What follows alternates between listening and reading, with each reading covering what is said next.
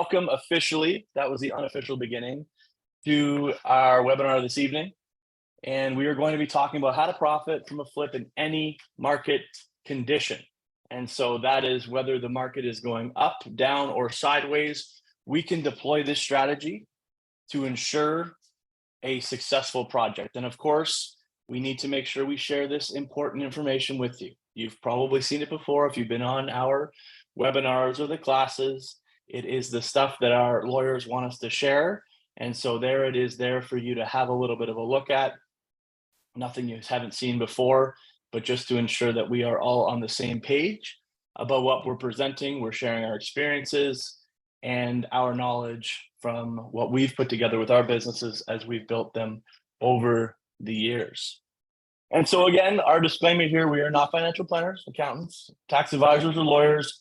However, we are here as educated and professional investors. Super important. We have leveraged a lot of people, including licensed professionals, and that is through other people's knowledge, OPK, other people's time, OPE, other people's experiences, and OPM. Anyone want to fill that blank in for me? I think we all know what OPM is. Anyone want to shout it out? Other people's money. That's it, Ken. Thank you very much for sharing that. Absolutely. Other people's money. It is super, super important with this business. And of course, like I mentioned before, your network is your net worth. And that continues to be true, especially when we're putting together our flip deals, which we're going to go into just very shortly. But before we get going, I wanted to see a few things. Where are you from? What you're currently investing in? If it's not flips, what is it? Is real estate investing providing you the financial results that you want? Maybe not yet, however, they're coming as long as you're putting the work in. And then of course, perhaps you're brand spanking new. So who wants to be brave as the first victim? Volunteer. The first volunteer to share a little bit before I choose someone myself. Any brave souls out there? It's Andrew. I'll answer these questions. Sweet. So where am I from? Perfect. I'm originally from Halifax, but I live in Calgary. What's up, Awesome. everyone? My name's Andrew Smith. What are I currently investing in? So currently I'm working on a flip business in Calgary. But I started out doing some buy and hold stuff, like basement suite, development or what have you. And now I'm trying to get like an active business off the ground. So that's what I'm currently investing in, or I guess working on. Is REI providing you the financial results you want? Well, it's certainly changed my financial situation from what I've done so far, but I haven't got my first deal yet on the flip side. So technically in this endeavor, it's a no, not yet. Okay. And no, I guess to flipping, I'm brand spanking new, but I've been seriously pursuing it probably since like the new year. So I don't know if that makes me brand spanking new or not, but that's where I'm at. That's what's up. You know what? That's awesome. I appreciate you sharing that. And that's awesome that you're, starting on the new venture of flipping, and you're in the right place. That's for sure, because we're going to talk about some steps and some due diligence and different elements of that all this evening as well. So thanks for sharing that. Anybody else want to speak up and share in addition to Andrew? I mean, it's a tough act to follow. Yeah, Jonathan? Yeah, I am. I'm from Labrador, as you guys just heard. What I'm investing in currently is I'm going to be doing some wholesaling at Edmonton, hopefully pretty soon. And there's a contractor lodging kind of rental business I want to start in my hometown. So once the wholesaling thing is established, I'm going to be trying to do some investing here in town. And I don't have many results as of right now, but I mean, it's going to happen. I'm putting in the work, Andrew, like you said. So, and I'm not really new. I guess I started in September, but still pretty new, but not super new. And in terms of results, it's funny because remember, we all have different ways to look at results. Some of us look at those tangible dollars in the bank as our actual results or amount of deals we sign. Results can also be how you start to think. You start to look at things differently. You start to analyze deals fast. You start to understand more things. So those in themselves can be results. So don't discredit that, because every time we move forward, we take one step, do one different thing. We're adding and we are creating results, even if they aren't the typical results that people do measure. So again, give yourself some credit. Give yourself some credit there. Last one more. I do like to allow this on these webinars because it gives us the chance to kind of meet each other. Also, it's a good chance to introduce yourself to other people, other potential partners. We've already seen some connections here within Edmonton. Does anyone else want to announce to the room? Yeah, Cesar, go ahead. Hi, everyone. My name is Cesar. I'm from Surrey. Actually, right now, I'm just renting out a property. My results are not very good. For that reason, I decided to find an institution that is provide me education about real estate investment. That's why I'm here. So practically, I'm new in this field and investing as a professional. Start as a professional. Amazing. Thank you for sharing that. I know we met in Vancouver. I guess it was last month, 2 months ago, a couple months back. Last month. And that was it was really great to meet you. I'm so happy for you that you did invest in yourself to take the next step and learn more and get on the road to becoming a professional investor. So Cesar, that's fantastic. Thank you for sharing that. I want to introduce myself as well. I'm Andrew Cowie. Some of you know that already. You've seen online on the Trust Channel website or perhaps YouTube or some podcasts. I've done some flipping, and it all didn't start there. Over the years, I've invested over $60,000 into my education. And like we just talked about with Cesar, recently enrolling into a program, we find it very important that we invest in ourselves. And that is not just monetarily, that is the time we put into building up our brains, our experiences, the people we speak to, anything we do, we look at doing intentionally. And when we're investing ourselves into something beyond money, that's truly how we can grow.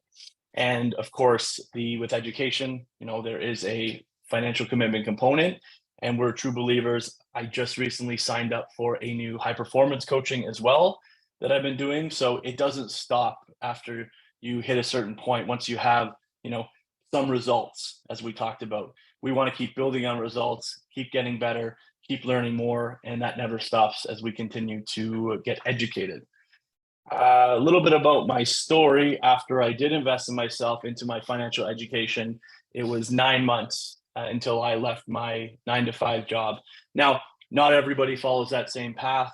It doesn't mean that I was financially free in the 9 months when I left my job. However, I had learned so much and built so much financial confidence, understanding the steps that I could take to be in a place financially that I would be comfortable.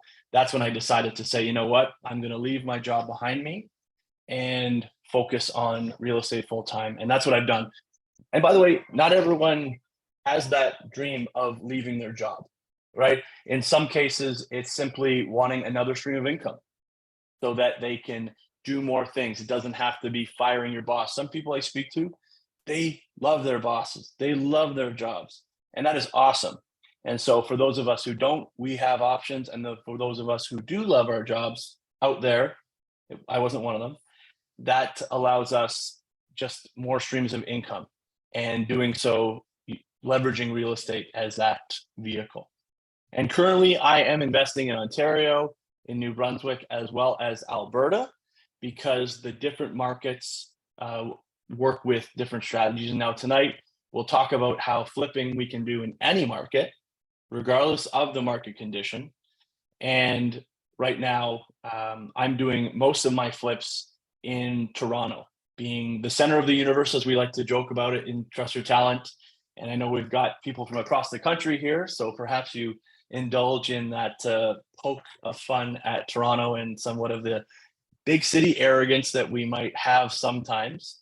And that is where that I do a lot of my flips. I love it. I love my city, and I love adding value to the neighborhoods here by renovating properties so that they can increase property values, but also have more places for people to live. We have a housing crisis in this country. And so even though I make a living doing real estate, it also is nice knowing that we're giving back and putting more dwellings out there for people to live into. And so, of course, it's not just flipping I do. I do the realm of lease options, wholesale assignment, income properties, multifamily, private lending, creative financing as a very important piece to all of these deals. Service accommodations with Airbnb and some furnished rentals. And then, of course, the last one there, BRRRR and flipping as a process that I put into play to ensure I have my income streams running where I want them to be. Since becoming a professional real estate investor, I have also not branched out, but I've created branches to other things. So we now have a marketing company and a construction company as well that we've created based on our experiences and in real estate. And one thing I want to point out is that I will say we a lot. And people ask me recently, well, Andrew, it says your name. What do you mean we? Who is we? Who is we? I love to remind everybody, and a lot of people in the industry understand this, that this is a team sport. Anything we do, we don't do it alone. We want to use everyone around us to help with our successes because in turn, it helps everyone else with their successes.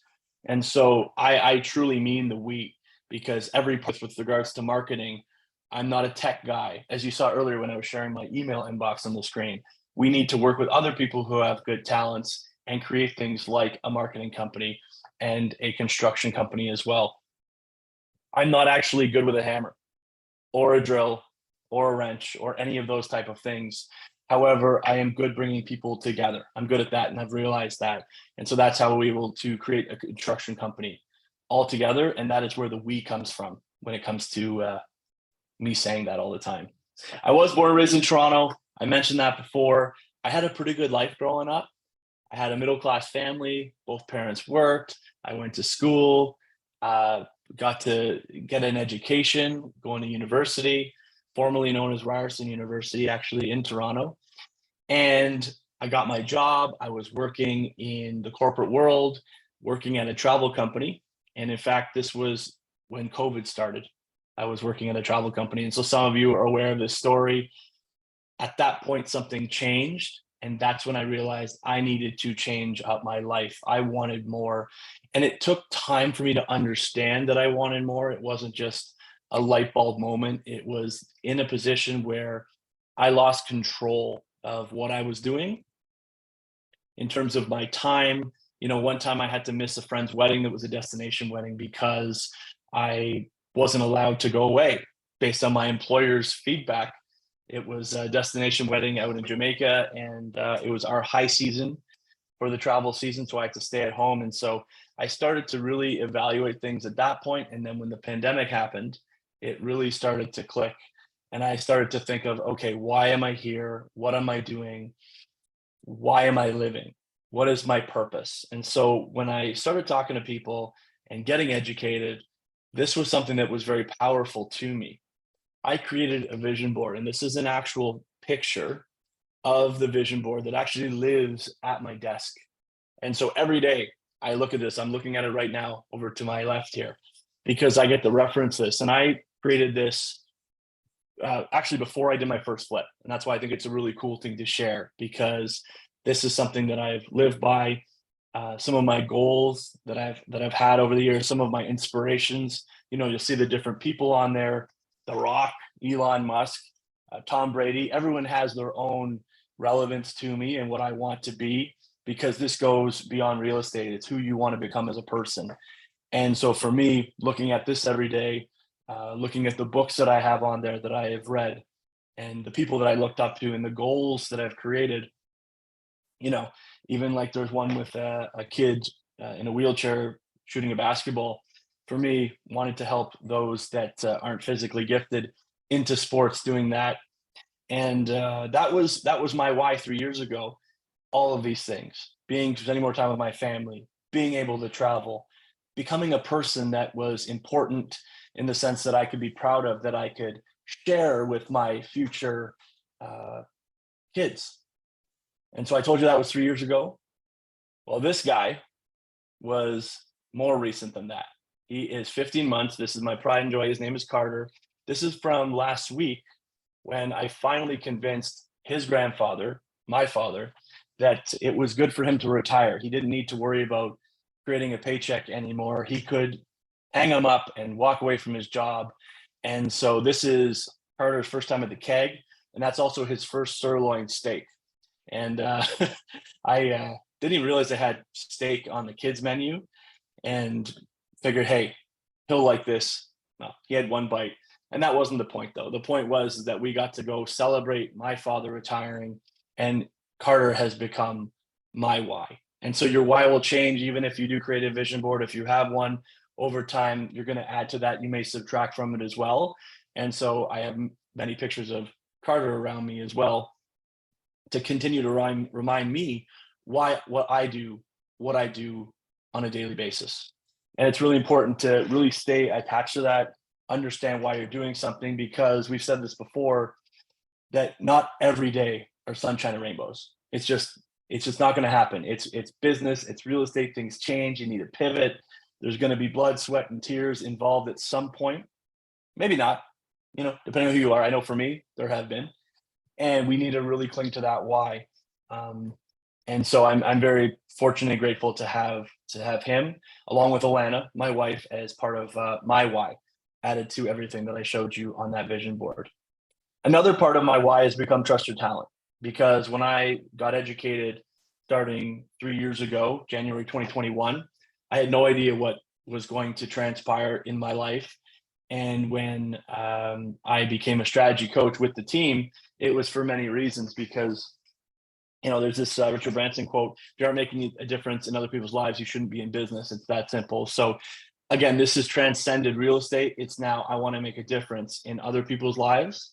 And so I can be here with you guys tonight, talking about what we're going to get into when it comes to flipping, representing Trust Your Talent, because there are so many amazing things that we strive to share with other people, to pass on our knowledge and our experience, to ensure that you can also do some of these cool things that we've been all so fortunate to accomplish on our journey so far. And so if you aren't familiar with Trust Your Talent's vision, mission, and core values, they are there right there.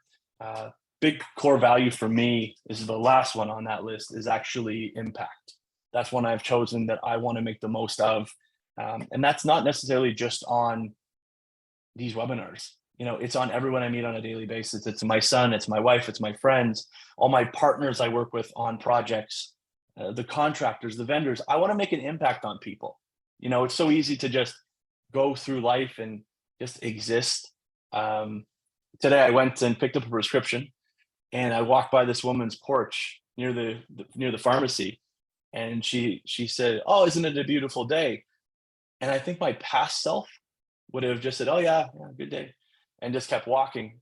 However, I noticed that she was somewhat of an elderly lady on her porch by herself, probably lonely. And so I thought to myself, hey, you know what? I'm going to stop and I'm going to talk to her for a second, just quickly in my head. That's what happened. And as soon as I did, I saw her face light up, because I stopped to actually talk with her. I don't know how many people do it.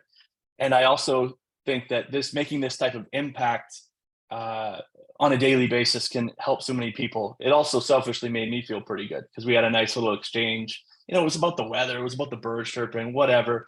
However, it meant something, so much so that I'm sharing that with you now, because I was able to make an impact. So that's just one of Trust Your Talent's core values. And it can, again, transcend real estate and money. It can just literally be on a daily basis, how you carry yourself, how you interact with people. And it can become a pretty special component to our lives, and just living life better. Now, a few of these things you guys will know already with Trust Your Talent. We're so proud. We always want to share it. Made in Canada and the USA. We have the largest curriculum of education programs in North America, which is something we're so proud of, with our huge training team, coaches and mentors.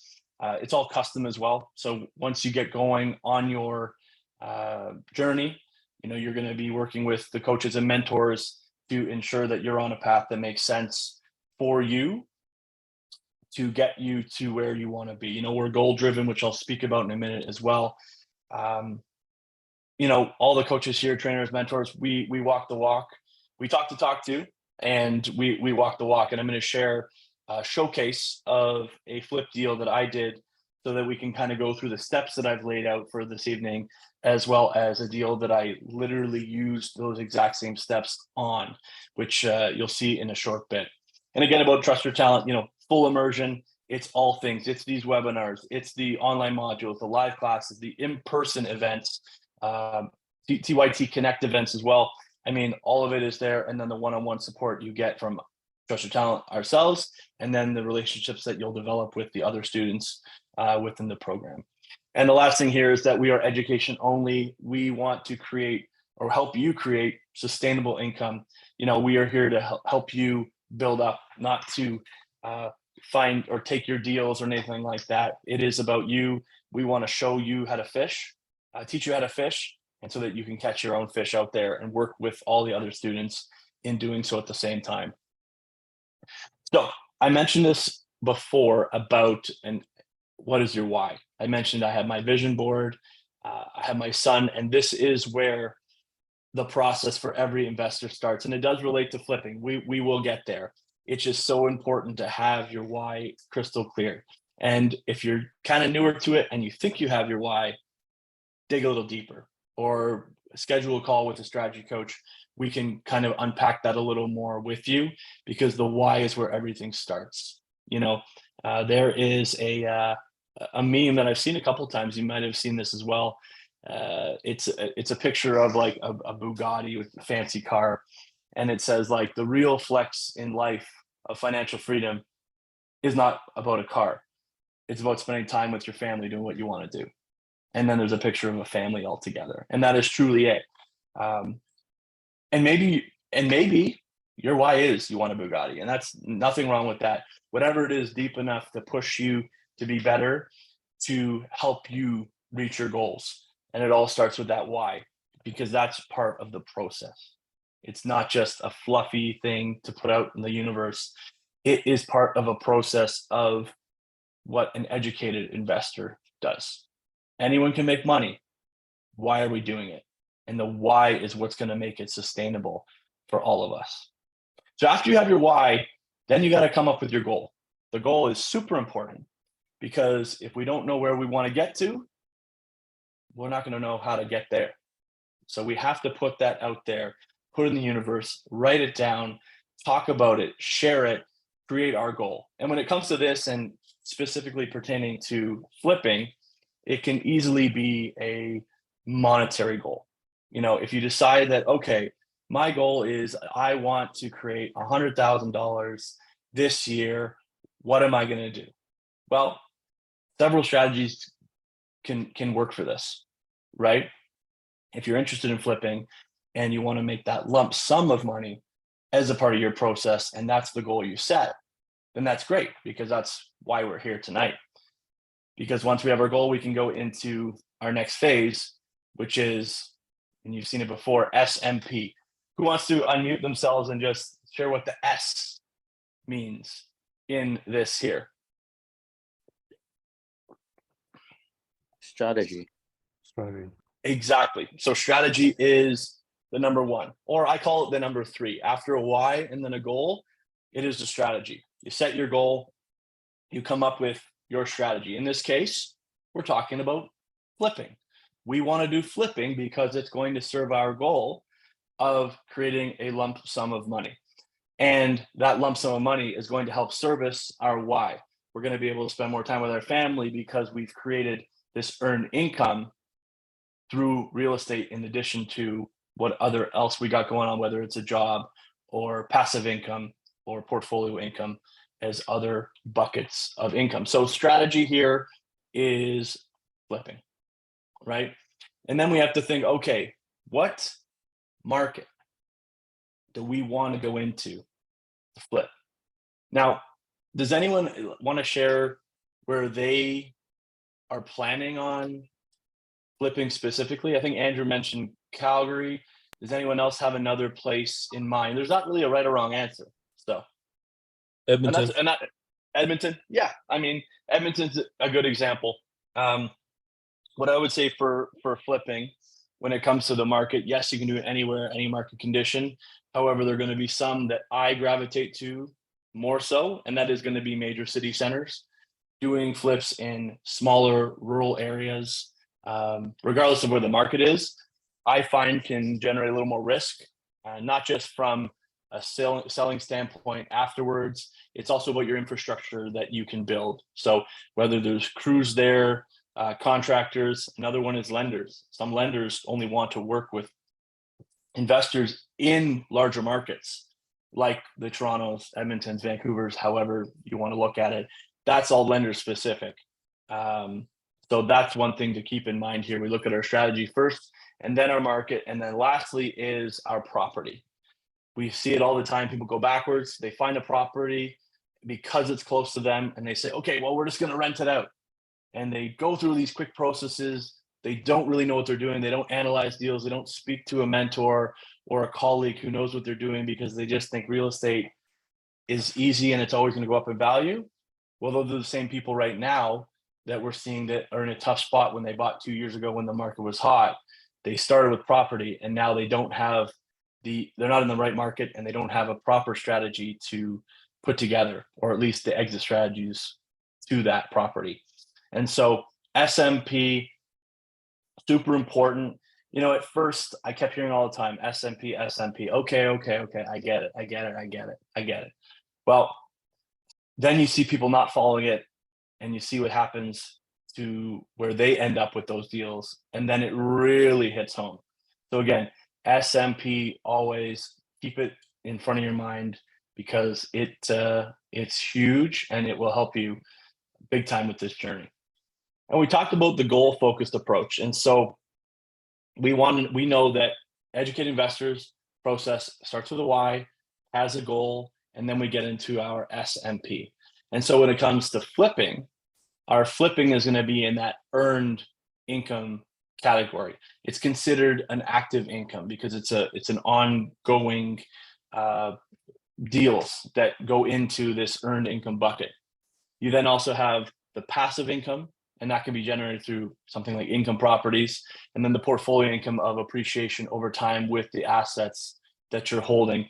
All of these things are going to add up to reach a lot of the goals that we constantly hear people have: financial freedom, financial independence, quitting their jobs, having a lifestyle that is different, maybe an upper echelon lifestyle that they aren't able to have right now, retiring early. You know, I just told you my father just retired. He's approaching 72. He was still working.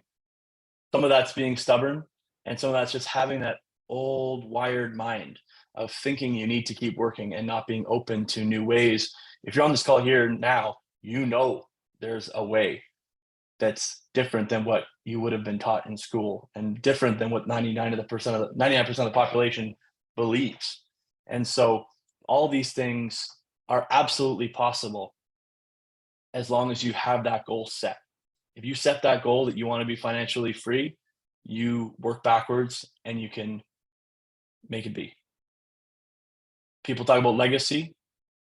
That's another one, leaving a legacy behind for your kids, for your family, or even leaving an imprint and an impact on those people that you've come across through your life. Even like that lady I met today, that can be part of the legacy that we leave behind that we can be proud of. And all this stuff, I understand, can sound like a lot, where there's all these massive goals, and sometimes they can be overwhelming. And then I think of this picture here, and I saw this, and I love this, because all of those words of financial freedom, retire early, all those things are really great goals. And I also employ people to imagine this. What if you were able to look at the world almost like you were a kid again? You didn't have the worries about inflation. You didn't have the worries about the cost of those groceries because of inflation. You didn't have to have conversations about gas and how much the carbon tax is affecting it. You could simply control your life and focus on things that are maybe overlooked on a daily basis. Like that lady I talked to today about the weather. That was actually after I had created this to share.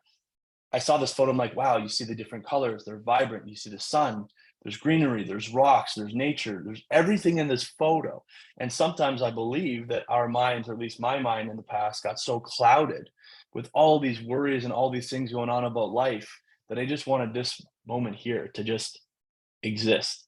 And when you do get to a point with your financial confidence, whether that's financial freedom, you can live more like this. You can wake up and not have the worries that most people have.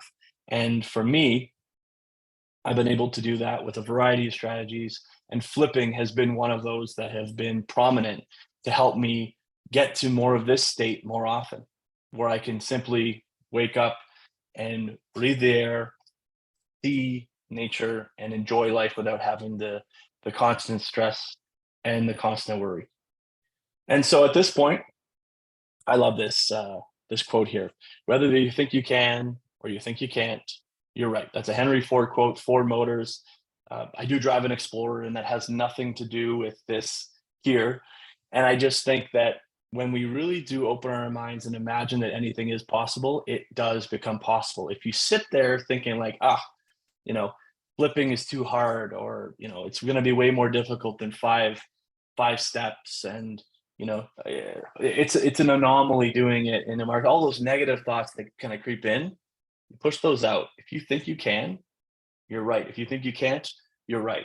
So if you want to be right and you want to do it, just think you can, and it will happen. It can happen. You just need to follow the steps and follow the process.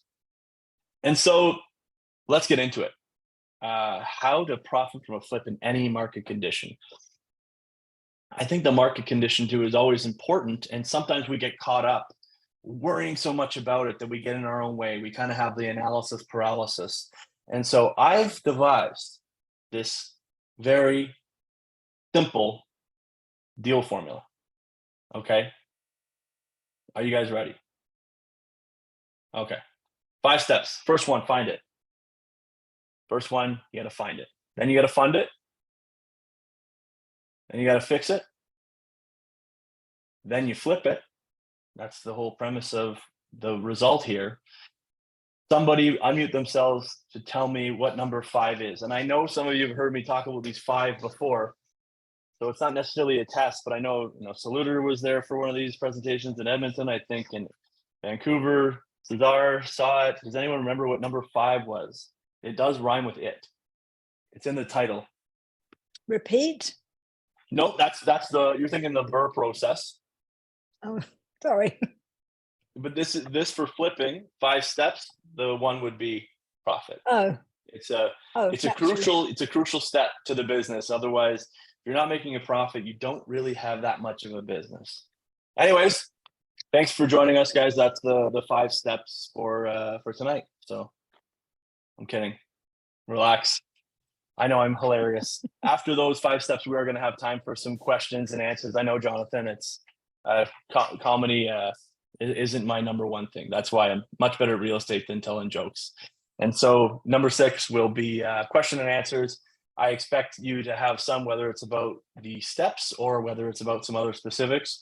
We can field those in a little bit. So number 1, find it.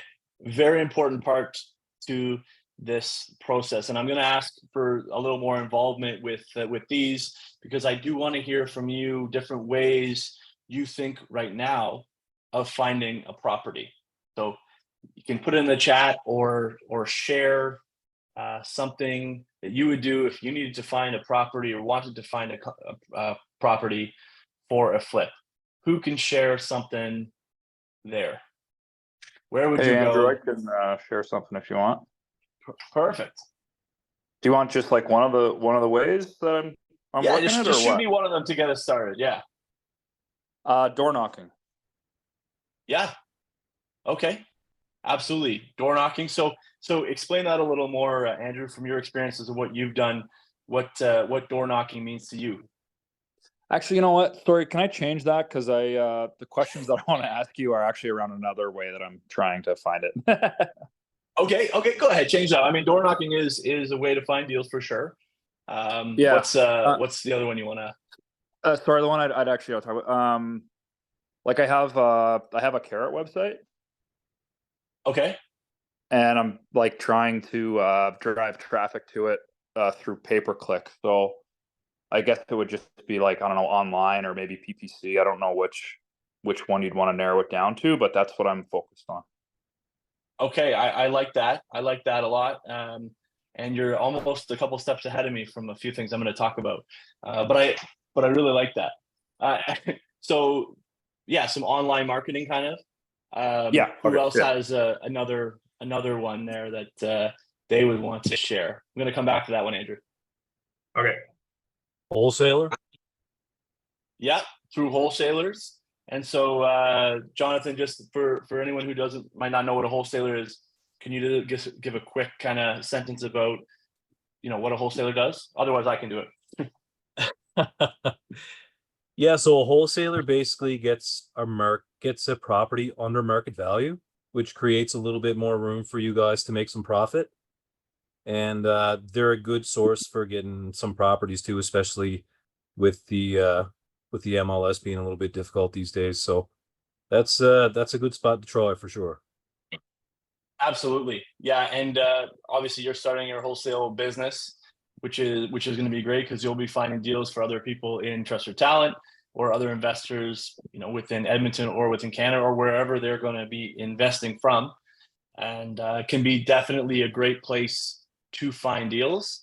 And it's certainly on my list here. So the first one I put on here was MLS.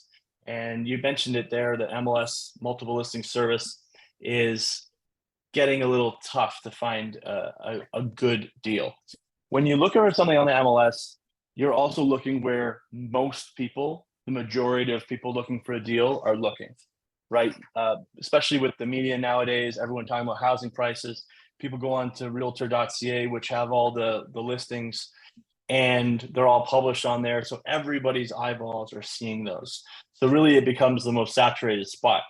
That does not mean you can't find a good deal on the MLS because good deals are created. And so you can find a deal on the MLS, understand creative financing, and work out a deal that makes it work. However, as educated investors, we don't rely on just one of those things, those places to get deals like the MLS. Andrew, did you say something there? Sorry, man. I just didn't mute my phone. No problem. No problem. I just wasn't sure if you had something to add, so it's all good. So with the MLS, that's merely one option and an option that most people go to. We like to get a little more creative. We like to dig a little deeper as educated investors. So we work with realtors. Yes, realtors have listings on the MLS. However, realtors also have access to client pools who they work with and they want to find buyers for properties.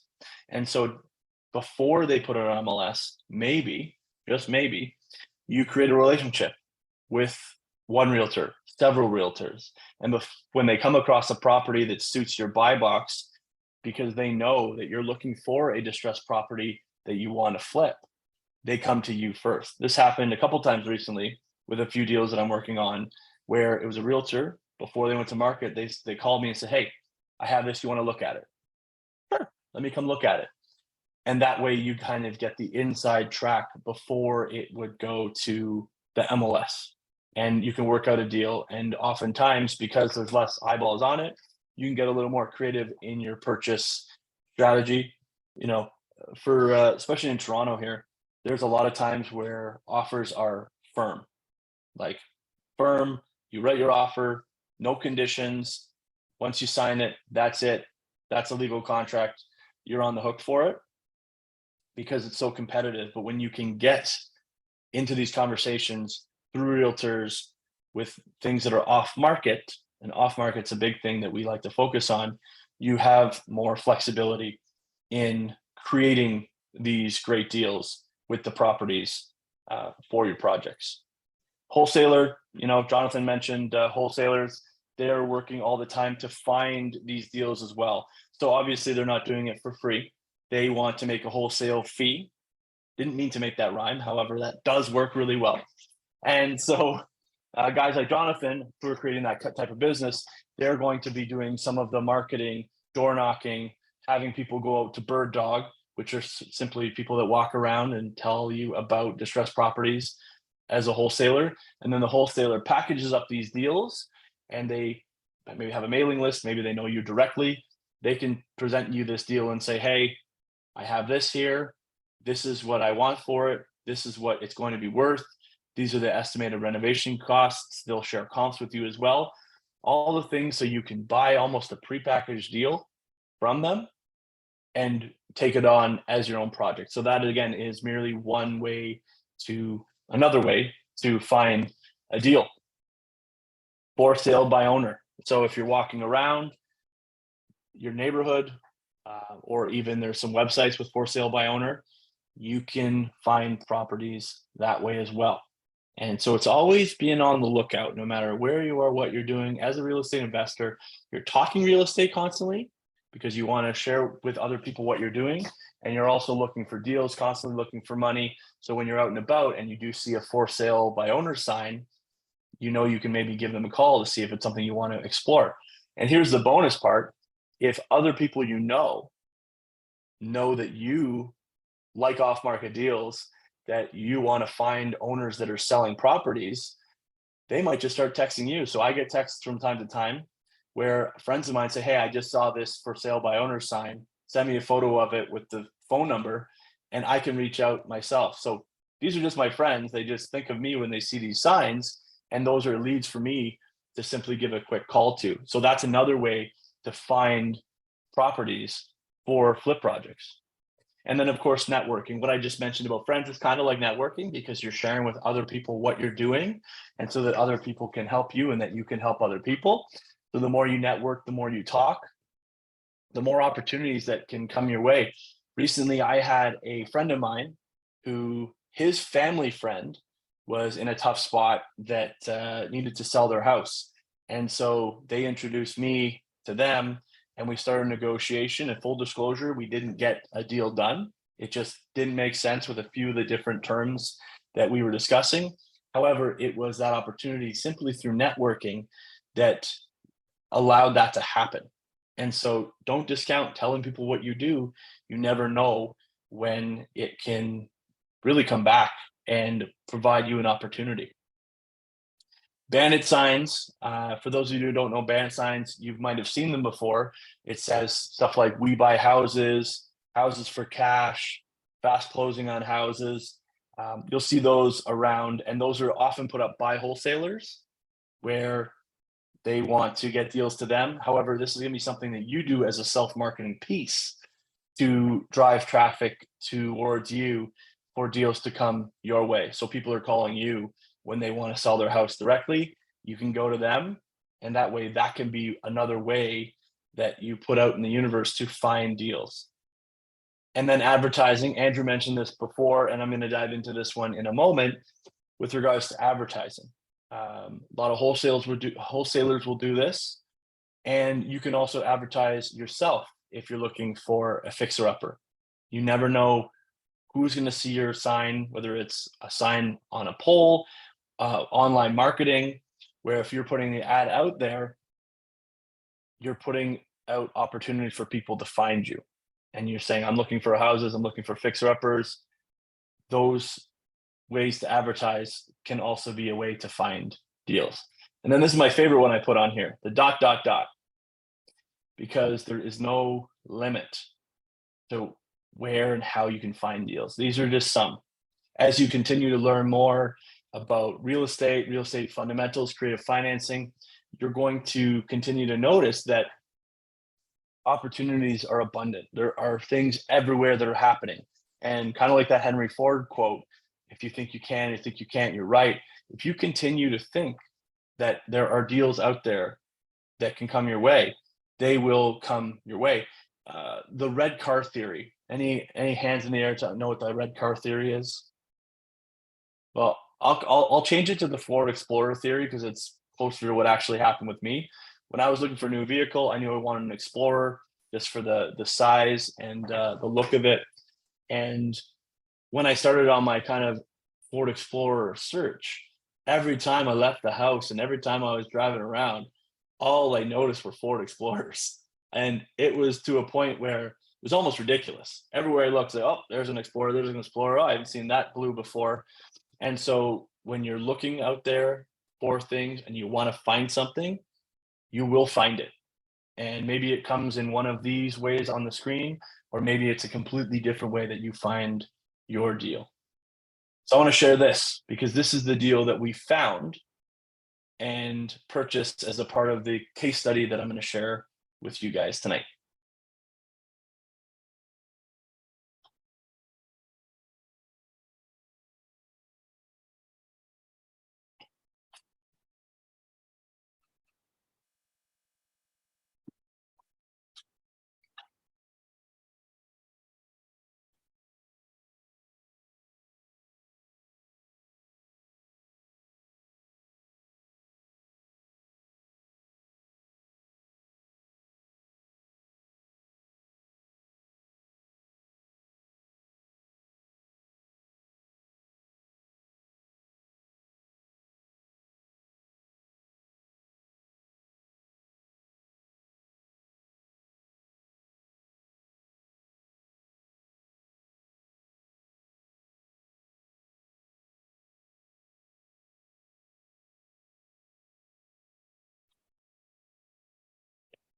So yeah, this was how we received the house the day it closed.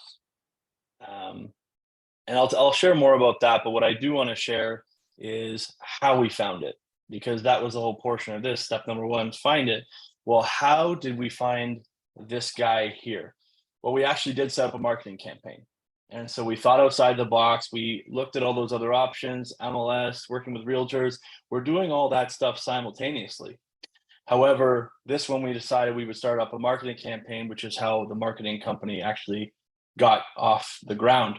And so with the marketing company, we set up Facebook ads, and kind of similar to what Andrew was talking about before in terms of online ads. And with the Facebook ads, it actually generated over 130 leads. And now some of these leads were no good. You know, it's people that click on it and you'll call them and they actually say, "Oh, I thought you were selling that house in the photo that was on the ad." Meanwhile, the photo on the ad was a complete fixer-upper. It was essentially that emoji of the fixer-upper broken down house that you might see on Apple emojis. Anyway, people were still calling us to say, "Oh, are you selling that?" No, we aren't selling it. We want to buy something like this. So we had over 130 leads. And then this one particular lead called me. And it was one of the only calls that we got from the lead. A lot of them were messages through Facebook. And so I spoke with the person and we decided that we'd visit the property and learn more about them. And so the situation was actually quite sad. They could no longer afford their bills, and they were told by their lender that had the mortgage on the property that they were going to go into power sale if they didn't sell the property within 2 weeks. I think they had missed several payments, and we looked at it to see how we could help get them out of the jam.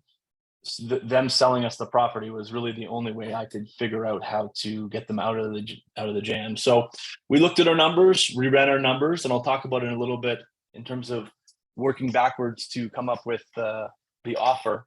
However, we did make an offer, and we got it under contract for $700,000. And again, this is in Toronto, in the area of Scarborough, which is like a borough of Toronto for those of you who don't know it too well. And this was also at pretty much the bottom of the market. A lot of people were scared. This was last January. So like a little bit over a year. And I like this deal because of all the things that it has a part of it. It was a time when a lot of people were fearful of what was happening. No one was buying properties. However, we ran our numbers based on, sorry guys for that interruption. However, we don't worry about too much of the drama. We look at facts when we're looking at deals. And so we ran our numbers. What is this property going to be worth once we're done renovating it? We did our calculation and made our offer of $700,000, which is what made sense for us. This seller even told us that they had an offer for $800,000. However, part of our deal that we brought to the table was they don't have to move anything out. They don't have to clean anything. They don't have to fix anything. And we could close within 2 weeks. And that was very appealing to them. And they also trusted us because we had credentials We had a professional process that we would follow so that they had the confidence that they wouldn't be in further trouble, because if we hadn't closed within 2 weeks, they would have gone into power of sale, and it would have been bad for them. So 700,000 was the price that we got it for, and the way we found it was through our online marketing. Just one of the ways that that is possible. So once you get a deal, you go into step 2. You got to fund it. Now, meanwhile, you don't want to wait until you get a deal to fund it. This is where I was talking earlier about networking. We're always on the lookout for ways to grow our business. We're always on the lookout for partners, ways we can help other people. We don't have to ask for money just to benefit us. We as professional investors know that we're providing opportunities to other people. And so when we now have an opportunity that will need funding, this is where we can speak to those people who already know what we're doing. Maybe they're interested in helping out with the project in the sense of getting a return on their money. So when it comes to funding projects, funding real estate, raising money, if you guys can unmute yourselves, just shout out a couple of different ways that we can find money. Something like a HELOC would be one of them. Anyone else have any other ones to share? Where would we go if we needed money? Private lender. RRSPs. Okay, private lender, I heard. Jonathan? I said RRSPs. RRSPs, love it. You guys are like one step ahead of me every time tonight. This is really good, for at least for this deal that I'm diving deeper into. But absolutely, private lending, RRSPs is something that many uneducated investors or property collectors aren't that aware of, but RRSPs absolutely can be used towards lending on properties, as some of us know. There's so many places to find money. And just like the red car theory or the Ford Explorer theory, as long as we're looking for it, we will find it. And we don't wait until we need it to ask for it. Kind of like money, credit, funding. It's easier to have it and not need it than need it and not have it. And so that goes with actual cash and also with access to different types of funds. So for instance, one of the first things we do in our workshop, and if you haven't been to a workshop, we have one coming up in a few weeks in Toronto. So you're welcome to join us for that.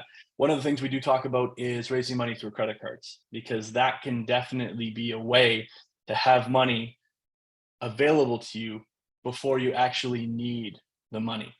And so raising money through your credit cards, getting more credit cards, leveraging balance transfers, these are all strategies that we can use when it comes to finding money to fund deals. Now you might be thinking, Andrew, how are you going to fund a deal with a $5,000 balance transfer on a credit card? Well, I'm not saying you need to buy your entire property with a credit card. However, there are people that have done that before. But what if you use your $5,000 balance transfer and use it towards buying materials for the project, and you're paying a very, very minimal interest rate on that money that you're borrowing for the materials? If it's a balance transfer, maybe it's 2-3%, and you have 6 to 12 months to pay that back. You're getting extremely cheap money. And if it's always there, you know that can contribute towards the funding on your project. There's also other ways where you can do joint venture partnerships, syndicating. There's also wholesaling there, and that's to build up capital to create money for the project. And so there's so many different ways to fund it. And sometimes it can be overwhelming because there are so many options. Well, which one do I go with? Well, that's where you get to choose. That's where you can put everything that you've learned into action and decide where you want the money to come from. Not all money is created equal. Mohammed, you have a question? Go ahead. Yes, hi. What is Hey. syndicating? So syndicating is when you get a whole bunch of people together to essentially take part in a project. So with flips, not generally the case because they are smaller deals. Syndicating is usually for larger apartment type complex deals. So it's a more advanced strategy of funding a deal. However, example of one of the many ways to fund a deal. And again, it doesn't stop there. I put and again because there are always other ways to make it happen. we have a saying where we never talk about how we can't do something. We simply figure out how we can do something. So it's not I can't, it's how can I? And that definitely comes to funding properties and deals. It's not that I can't find the money, it's how can I find the money? And there are always lots of places where you can find the money for the deals to fund the deals.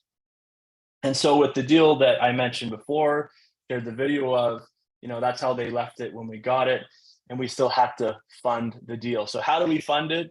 Well, we did fund it.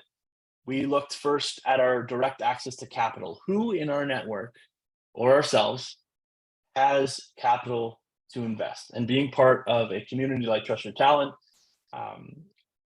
we have a lot of other investors that want their money working for them. They want to earn a return on their money. And so I looked there up first and then reached out to the network, and RRSPs came up as a way to invest into real estate. And I think, Jonathan, you mentioned RRSPs before.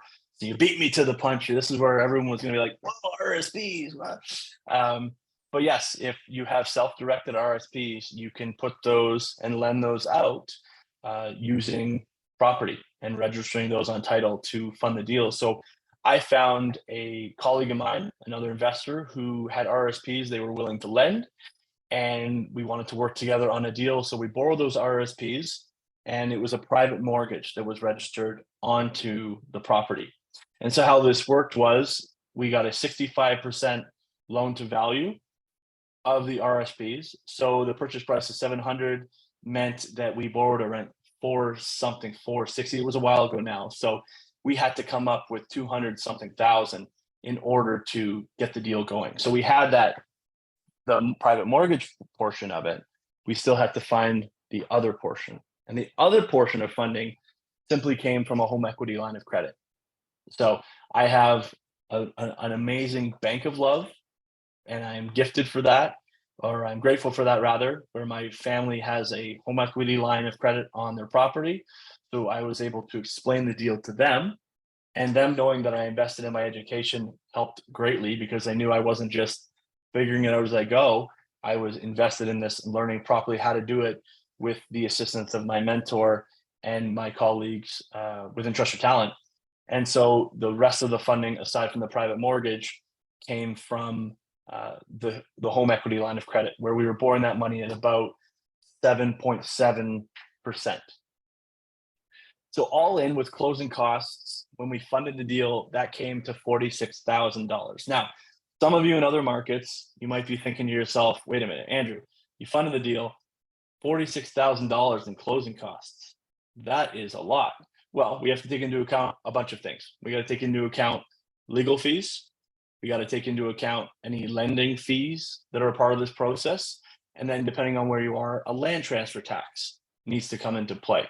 And because in Toronto, we love tax so much, that in Toronto, we pay double land transfer tax. We pay the provincial land transfer tax, and we also pay a municipal land transfer tax, which is why this closing cost came up to $46,000. Now, this wasn't a surprise to me. I knew this in advance when I was running numbers and analyzing the deal, which is why it's important for you to understand the market that you are working within, so you don't gloss over something, go firm on a deal, and then realize, oh no, I missed thousands and thousands of dollars in costs and expenses for this project that you need to come up with. So we knew this in advance. And in this case, it was $46,000 with regards to closing costs. Who knows who this guy is? All right, a couple of us. So this is Tim the Toolman Taylor. He was a character on Home Improvement, and he was a TV star who was notoriously horrible at fixing things, even though he had his own show. And so we want to be careful when we're embarking on a journey to fix things, because we want to avoid guys like Tim the Toolman Taylor. So what do we do to start our renovation process when it comes to flipping a house? Well, what I like to do, or what I did at the beginning, now I have a different process now, but I like to figure out all my contacts and who might have a referral to a solid, reputable contractor in the market that I am working in. So in this case, it's Toronto for me. However, you can look at your contacts in any market and figure out who has had a good experience with a contractor. And they can share that with you and get those referrals. And so it isn't just a matter of someone giving you a referral and you say, okay, great, I'm going to use them. You still have due diligence that takes place if you are looking at a referral of someone. Well, maybe ask them about some of the recent projects. Are there any projects that they're doing right now that maybe you can go take a look at? Do they have a relationship with someone that they just finished a project for that you can interview and go talk to and understand their experience? I mean, these are sometimes pretty large scale investments that we're doing when it comes to renovating whole properties. We don't just want to put our project in the hands of any contractor. So we want to ensure that the contractor we use is reputable, and that's all part of our due diligence. Understanding their costs, getting the scope, and making sure that you can trust them running the deal, especially if it's more of a remote process. So getting different quotes and scopes, and I want to put this out there about the difference of scopes and quotes. So a scope is the detailed line items of work that's going to be completed on a property. So you know exactly what you're getting for the price that is a part of the quote. Please be careful of falling into the trap of simply getting a quote, because what I've seen happen before is that a contractor will give you a quote and say, oh yeah, I'll do this for 50 grand. And newer investors will say, okay, great, cool, 50 grand, great, good. And they'll kind of take their number, put it in the spreadsheet just to see where their deal stands. Well, it's extremely important that you understand the quote, what the price is, and exactly what you're getting with regards to the scope, because not all quotes are created equal. Some quotes will include a lot of things for a price, and some won't include enough. And you could fall into that trap of, oh, this one was 50,000, I'm going to go with them. And then once they start, they will say, oh, wait a minute, I didn't include the plumbing, I didn't include the electrical. Some things that you would assume they would include and sometimes are omitted. So it's a matter of going through that proper due diligence to truly understand what you are getting. Andrew, you have a question there? Yeah. Hey, are you talking about, or do you teach like the use of a GC, or are you kind of acting as the GC and herding all the cats? Right. It's a great question. So I have done both when it comes to using a general contractor and then also being more of an active GC project manager. When I started, it was strictly a general contractor, getting a general contractor on the job to lead it. I had much less involvement than I do now. However, what I've grown to is that I took over GC type duties, working with the contractor from a management standpoint. And then now I've transferred into having a project manager full-time to manage all the projects. And so I'm removed more from that now. So the crux of this, though, is that it can be however you want it to be. The goal here isn't to create another job for all of us. And some of us want, different lines of work, active income. However, it doesn't have to be that way. So when I'm looking at scopes and quotes, and we're talking about general contractors or contractors, let's think of it as our first deal. If we're doing our first deal here, what is our step? Well, our step is going to be to review scopes and quotes, compare them to ensure that everything is going to be covered with the project. And a good thing here to note is that when we have good guidance and we have people who are doing what we want to do around us, it certainly makes the process a lot, I don't want to say better, but I will say that it's a more secure process because there are people like mentors and coaches and even other students who have experience that can check blind spots. So if you do receive a quote, you share it with someone so they can have a look at it, look at the scope, ensure that they're not missing anything that's glaring, or at least help with questions that may come up that you wouldn't have thought to ask yourself. So I'm not sure if that answers exactly what you were asking. Does that help though?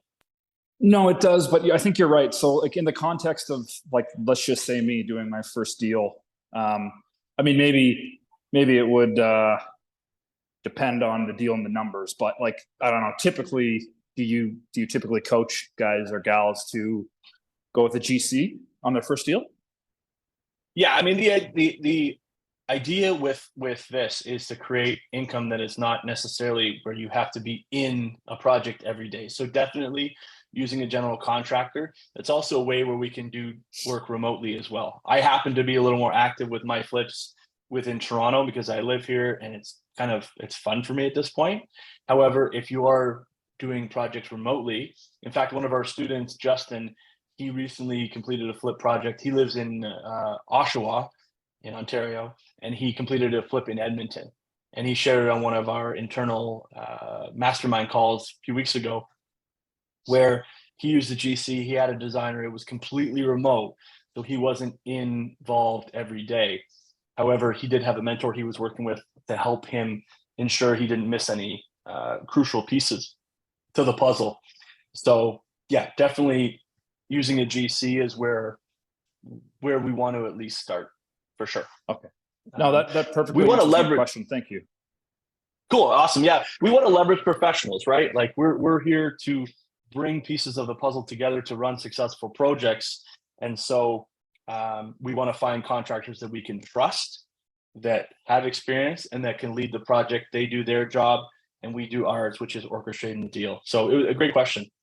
And with this also, scopes and quotes, understanding material. So there's different ways to go about this. Sometimes a general contractor is going to give you one lump sum quote that covers everything. Sometimes it'll be different. Sometimes they'll give you the labor price and materials separate. Doesn't always happen.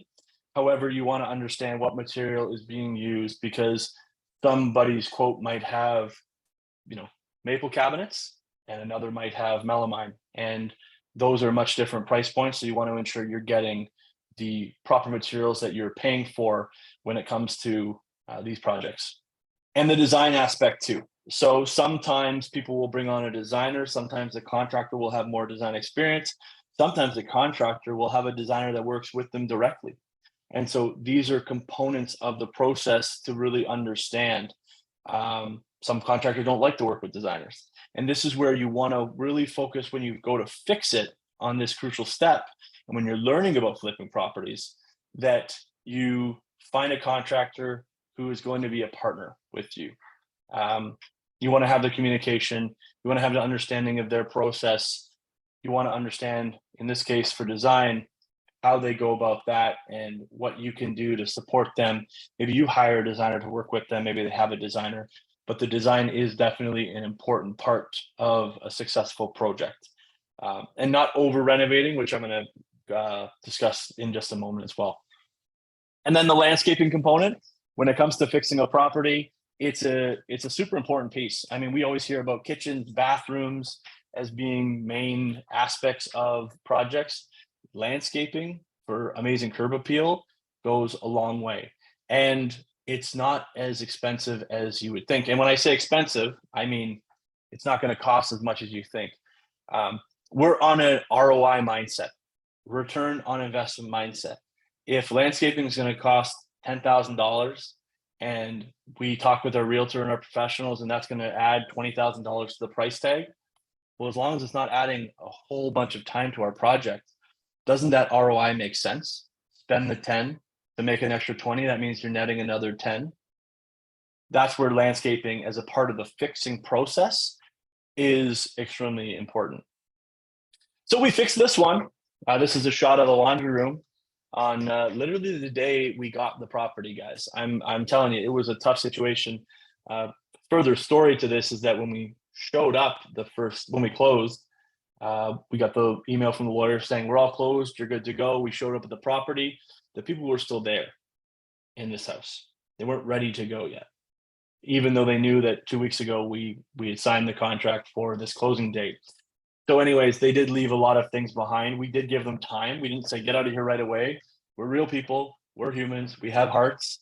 And we said, take tonight, get your stuff, and then we can take possession tomorrow. And so they did leave things behind that they just didn't want.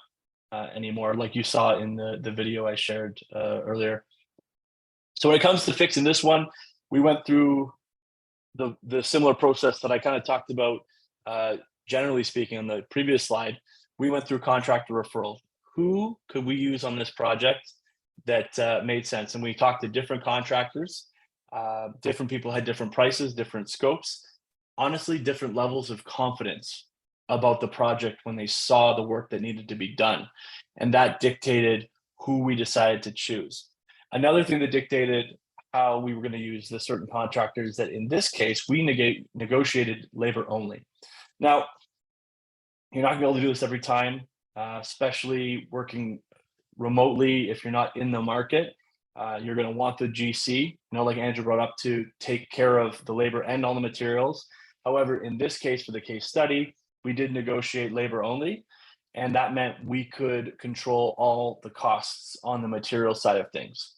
So the flooring, the paint, drywall, kitchens, all of that stuff, we could control those costs so they wouldn't be inflated. And then also it was kind of an educational experience as well, to really get figured out on the price of these specific items. So at the beginning, we were using GCs, and then as we got more experience, more confidence, we're going to take on some of this ourselves. Especially, I left my job at that point, and I could really find out the cost of things and control all those material costs, which became crucial to this project. We went with a simple design. This is where sometimes people make errors if they're not quite educated on what they're doing. They will over renovate a property. That actually happens more than under renovating. Most people will over renovate. So they'll start, putting in quartz cabinets or going luxury finishes, luxury appliances, because they think that's going to generate more money. However, you have to renovate and fix the property appropriately to the area that you're in. And this is important for the market as well. It's not like Toronto, every pocket in Toronto is the same. You have to understand boroughs, you have to understand the neighborhoods that you're flipping in. And in this case, it was not a high income neighborhood. It's an area of Scarborough called Malvern, for those familiar with the GTA. And so not a high income area. However, we wanted to make it so that it was a nice functional house without going over the top. And so that's where we came up with a simple design, and you'll see it in a few moments. We also decided to take on the junk and landscaping component. Junk meaning clearing out all the junk, because they had left a lot in this project. So we took on that component where we coordinated the junk removal, and we also coordinated the landscaping. So we took that responsibility away from the contractor, where we were taking a little bit more of an active role in this project. And so when it came to the end of it, the total reno cost was $110,000. So that's where everything came out to. And then during the timeline of the 4 months that we had the property, we also had the carrying costs. So with regards to the carrying costs, that is the interest payments on the private mortgage, all the utilities like hydro, gas, city water. All of those costs came around to $31,000 for this project. Now the rental only took 2 months on this one here. It was more of a lipstick. It was more than a lipstick, and we did it pretty quickly. And so that total rehab was 110 with the carrying costs of 31,000. This is what it looked like after.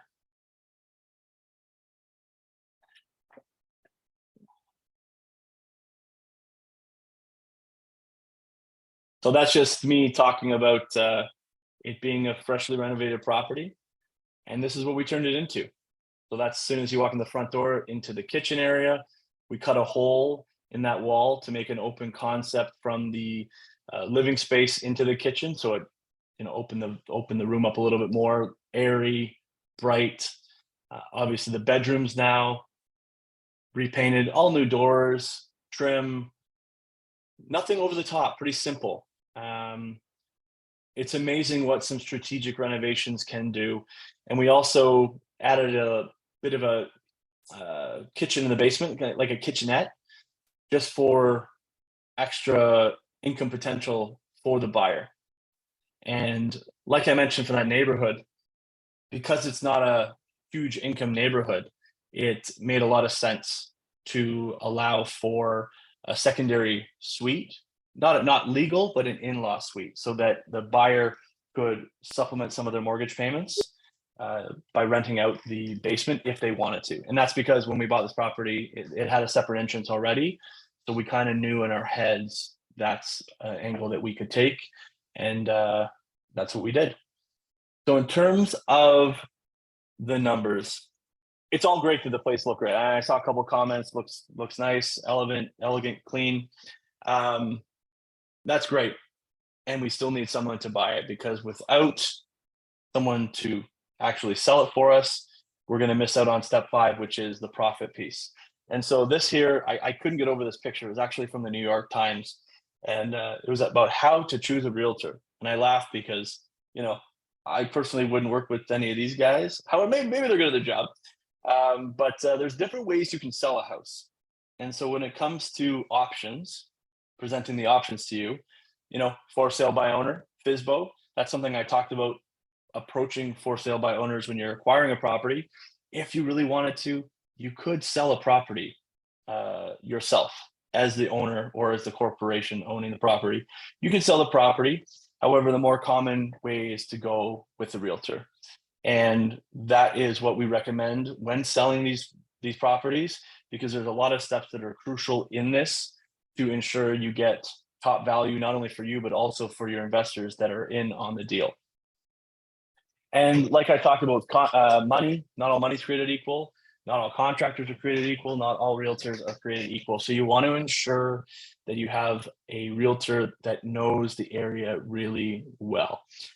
We find a lot of people that just want to use their friend or their cousin or their brother or whoever as the realtor because they have a license. That is not what professional investors do. We want to make sure that we have someone that is a true professional with local knowledge, with experience, and we also want to understand exactly what they're including. You might see ads for sell your house at a flat rate or sell your house for 1%. And people say, oh, I want to save money. I want to go that route. Well, it comes down to the inclusions. Just like the contractor quotes and scopes, we look at the inclusions of what the realtor can offer us. And again, it's not always the same. Maybe someone says, oh, I'll only take 1%. Well, what does that mean? How is that going to affect the marketing of my property? What type of media are you going to create? Are you going to have an open house for the property? What kind of online marketing are you going to do to sell the property if you're only going to take 1%? And so again, ROI mindset, it's not how much it costs, it's what it can make. If we continue to focus on that, we're willing to pay more to people who provide us with a good service, because in the end, it's going to yield a better result for us. And also the strategy, you know, over the past several years, depending on the market, it got almost too easy to sell properties where people would just throw them on the market and there would be a bidding war because low interest rates and blah, blah, blah, blah. You need to have a strategy. You need a realtor that knows what they're doing for that market and have a strategy in place, whether that's a bidding war, whether that's listing higher to come underneath to get the amount of money you need or want for that deal. You want to ensure someone has a strategy that makes sense. So when you're interviewing realtors who aren't family members and that are professionals who you've gotten referrals for, these are crucial things you want to ask. You want to understand their experience level. You want to understand what they include for the commission fee that they're asking for. And you also want to understand what they're doing to market and what strategy they're using. Within this, and strategy and inclusions is also staging. Staging is a crucial one that some realtors will include within their percentage of commission and others won't. And they'll have the client, us as the seller, pay extra for it. So that's one thing, again, to keep in mind when you're looking at different realtor options for your projects. So we flipped it. We did flip it. We did that using a trusted realtor. This is a realtor that I had worked with many times before. I knew that she knew the area and that I could trust her. And we went over a plan for the property. Because she had a track record and we'd worked before, we did negotiate commission. However, I didn't negotiate commission in the sense that I just wanted the cheapest, give me the cheapest, give me the cheapest. It was more along the lines of, okay, we are not here for one deal. We are here to create a system. We are here to create a partnership. What makes sense for you so that we can work together on continuing to do more projects together, not a one-off project. A lot of people, I think the average is every 7 to 10 years, they do a real estate transaction, the average person. As professional investors, we're doing 7 to 10 of, a year or more than that per year, depending on what level you get to. And so the right realtors, the right partners will understand that, yeah, if they take a little bit less, they're going to continue to get more business, and you can both be part of each other's growth. Understand inclusions, I mentioned that before. And in this case, there were a couple key components that I wanted to understand with this realtor. One was the open house component. They told me that it wasn't going to be worth it to do an open house in this neighborhood because of the type of neighborhood it was. And I was cool with that because they had that knowledge to know an open house won't add value to them or to the house in this neighborhood. The big inclusion I want to highlight here is that video that I played for you. I didn't produce that video myself. That was actually the realtor video. And part of my negotiation and my inclusion was that, hey, for those videos you shoot, can we do a version of it where I'm at the beginning so that I can share this property and this example of what I've done with other people looking to do the same things? So I just included that. I didn't pay extra for it. That was part of the inclusion that she paid her social media videographer to create. So, another cool little trick that I now incorporate when I work with realtors. In fact, I just did this 3 days ago for a flip we just put on the market yesterday. So, I'm continuing to use the same process so that I can continue to grow and share this with more people. For our strategy on this one, we decided to list it and hold back offers for a week later so that the weekend could go by. I think we listed on a Thursday, let the weekend go by, and then Thursday night, the next week, we took offers. In that time period, we had 62 showings on the property, which was pretty cool. And there were 9 offers, and I was still bummed. I said, how in the world did 62 people see this place and only 9 people wanted to buy it? Well, put emotions aside in this business. Facts don't have feelings. In the end, we did have 9 offers, and we got a great selling price of $1.11 million, which was higher than what we had projected at the beginning of the deal when we were running our numbers, and I'll get into those just in a few moments. So a great result on the selling price, which created a great deal, which led to the final step of the 5-step profit for flipping in any market condition, and that is creating a profit. Very simple. What did we bring in on the project, and what were the expenses on our project? And I mean the expenses everywhere, from the reno to the carrying costs, to the closing costs, to the selling costs. All those components need to be factored in to ensure we have the accurate representation of what our profit is. And so in this case, I'll run through all the numbers quickly because I actually did see someone asking me privately about that. So here's what they looked like. Selling price of 1.11 was what we did on this property. The original price of $700,000 that we negotiated up front. We always talk about making money in the buy, and this is an example of where we indeed made money in the buy, shown by the fact that someone had offered $800,000 for the property, and they went with us because they trusted us and they needed us to come through for them. Closing costs I mentioned were $46,000, thanks to the double land transfer tax in Toronto. Rehab of the $110,000 I mentioned, and that included all materials, all construction, landscaping, junk removal, everything that had to do with making this property beautiful and ready for sale.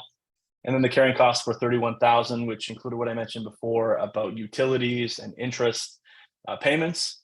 And with the final selling costs of $58,000 to factor in the commission and legal fees, we ended up with a net profit of $165,000 on that one project in 4 months. So it was a very successful project. One thing I left out about this, which is like the icing on the cake to this entire deal, the day we started the renovation, was the day my son was born. And I'll never be able to forget this deal for that reason, because I was talking to the contractor while I was in the hospital after my son had just been introduced to the world. And so this was very special. So this entire process of this, I was becoming a new father while not being at the property very often. I probably checked in once every week, probably once a week I went, and created this profit for myself and the company in 4 months' time. And yes, like this is all debts paid. This was the take home net for the company. And I want to share this too. So when we're running numbers, a trap that I fell into that I want to help other people not fall into is not being dramatic about the numbers. And I'll explain what that means. When we work backwards, we're looking at several components. So first step in the due diligence and analysis process is looking at the ARV, the after repair value, after rehab value, after renovation value, however you want to describe ARV. It's the value that the realtor is going to sell this for after it's completed. And I always go to the realtor and I say, hey, with this property, what can you sell this for upon completion? They'll give you a number, they'll share the comps with you so you can verify them. We always want to trust our partners and verify what they're sharing with us. So if they tell us they can sell it for 1.1 million, which is not what she told me in this scenario, it was actually a little bit less that she had guaranteed it would sell for. However, that's a number that we would like to use when it comes to running our numbers. When I say don't be dramatic, I mean that if your realtor tells you, they project $1 million sale, don't start saying like, oh, well, you know what, I'm going to put, 900 to be safe. That is being dramatic. You want to go with facts and not feelings. You want to be conservative, and you don't want to be dramatic. I just saw Kevin wrote 165K in 4 months. That pays for a lot of diapers and formulas. Yeah, you could get a few diapers and formulas for that. That's for sure. Thank you, Kevin. So the ARV is the first piece to that, understanding what that's going to be. Looking at the closing costs. I mentioned earlier about the land transfer not being a surprise. Understanding what your legal fees are going to be, what the title insurance is going to cost. Understand those closing costs so that you can take those out of your final offer price, essentially. Your rehab costs. This is going to come with practice. This is going to come with quotes. You're not going to know right away when you're starting out what the rehab costs are going to be. That's why it's important that you get contractors involved, you get quotes.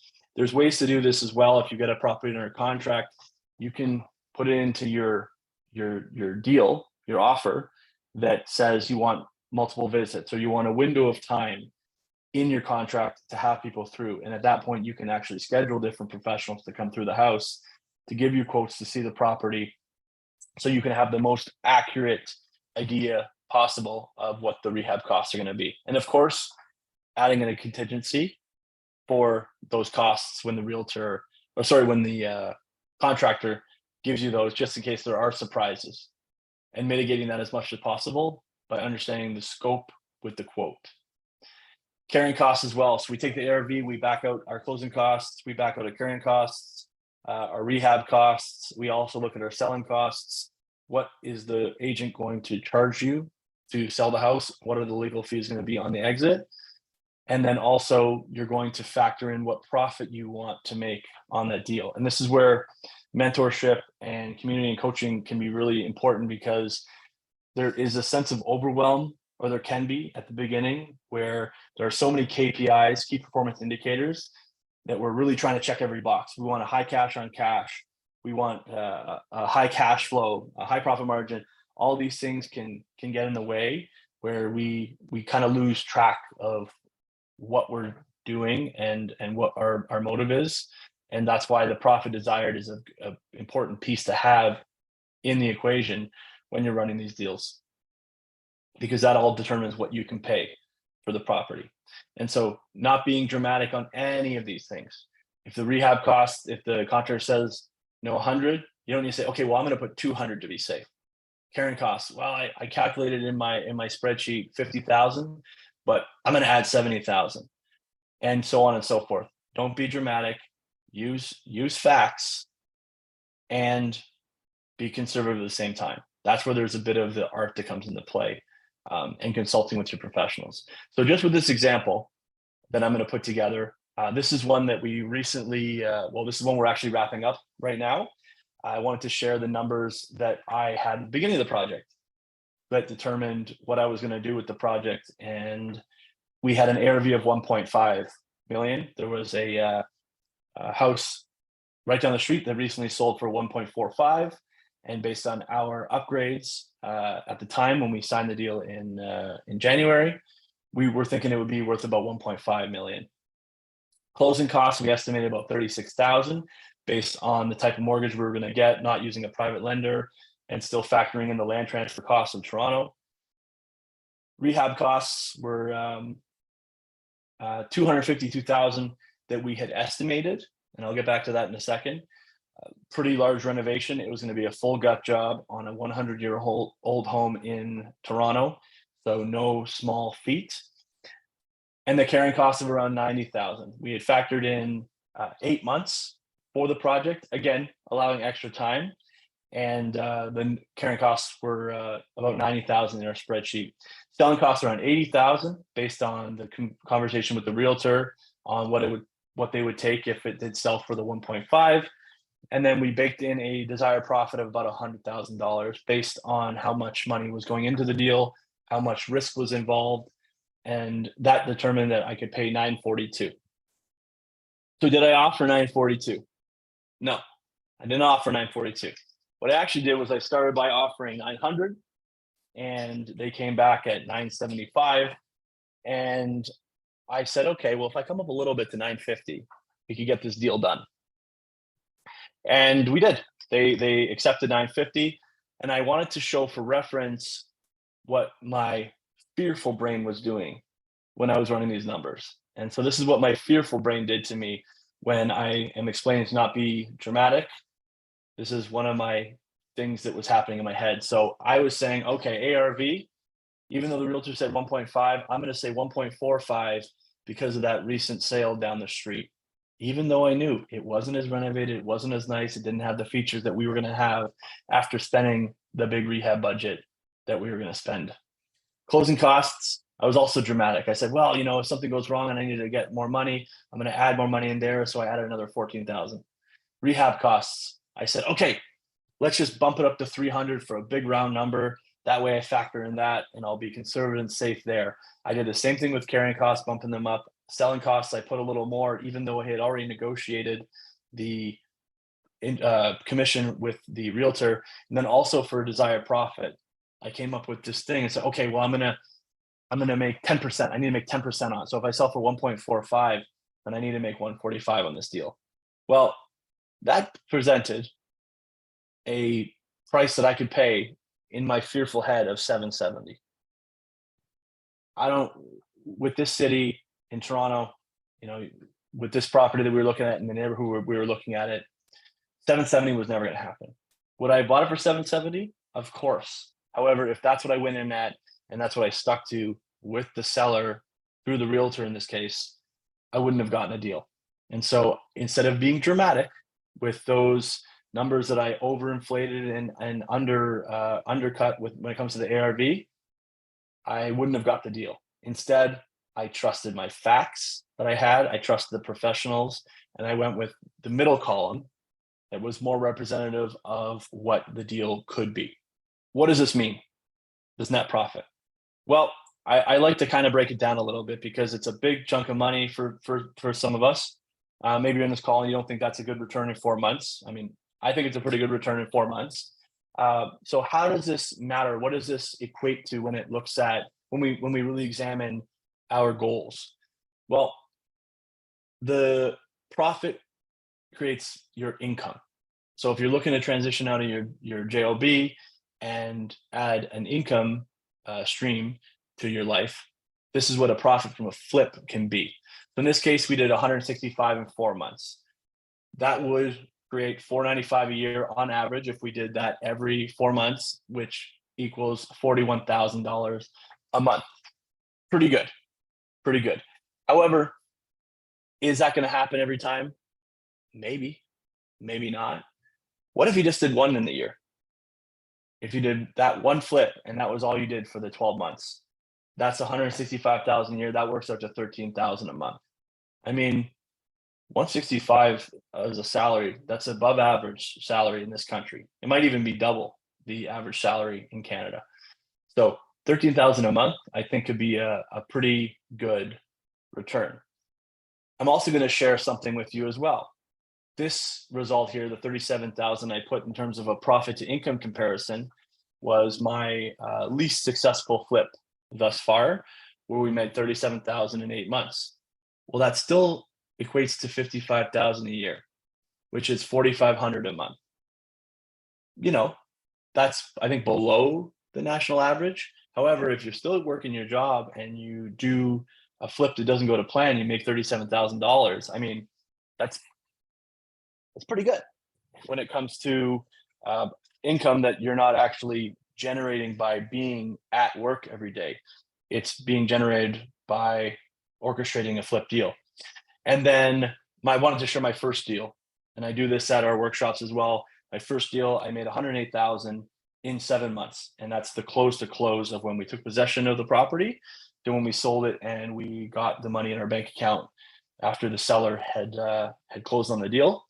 108,000 in 7 months, that equates to 185 a year, 15,000 a month. So all of these play their different parts. 41,000 a month is amazing.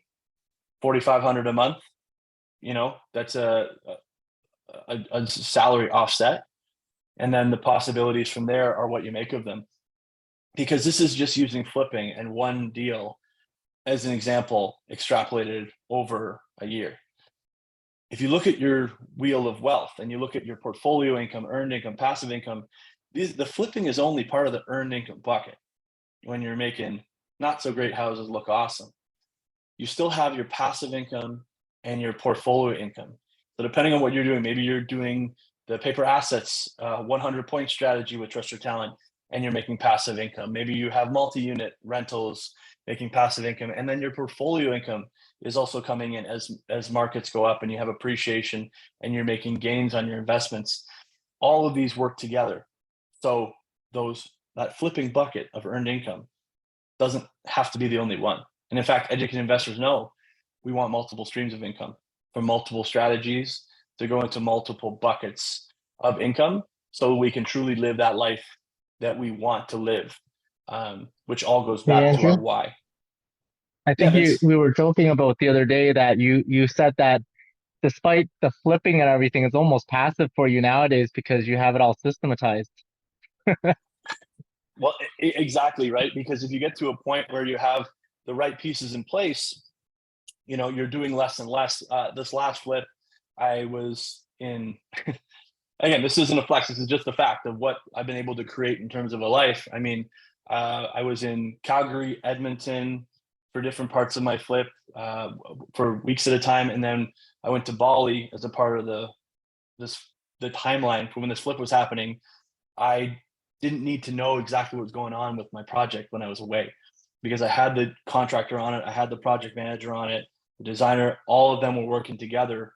So it ended up being, it ends up being kind of a passive strategy for me, even though flipping is considered an earned active income. So yeah, it's just, if you're creating more streams everywhere, whether it's earned, portfolio, or passive, that's all contributing to your why and helping you live the life you want to live. You know, I never would have imagined I would have been in Bali for 2 weeks with some of my best friends while I was still making money with other strategies back at home, while I was literally sitting in a pool drinking a beer with Vince. I mean, legit, that's that's what happened. So yeah, no, thanks for pointing that out, Vince. I do want to put this out there though, that I know we're talking about 5 steps and I'm making everything sound simple. Simple does not mean it's easy.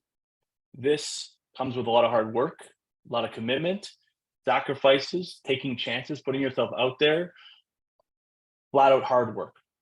So even though there's a simple process to follow, that doesn't equal easy. What I will say is that It's simple. People have done it before. Success leaves clues. You don't have to reinvent the wheel. You don't have to do it yourself.